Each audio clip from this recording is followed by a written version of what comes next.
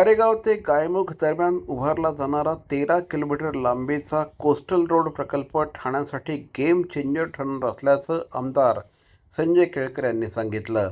सुमारे 2727 कोटी खर्चाच्या या 6 पदरी मार्गाचे 28% काम पूर्ण झालं असून डिसेंबर 2028पर्यंत हा प्रकल्प पूर्ण होण्याचं उद्दिष्ट आहे.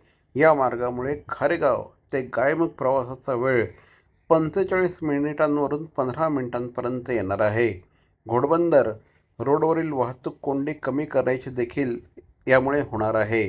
प्रकल्पाच्या पाहणीदरम्यान कांदळवन परिसरातील अतिक्रमणं, अनधिकृत बांधकामं आढळून आली. ही अतिक्रमणं तातडीने हटवण्याच्या सूचना केळकर यांनी अधिकाऱ्यांना दिल्या. या मार्गामुळे मुंबई-नाशिक महामार्ग आणि JNPTकडे मालवाहतुकीलाही वेगाची जोडणी मिळणार आहे.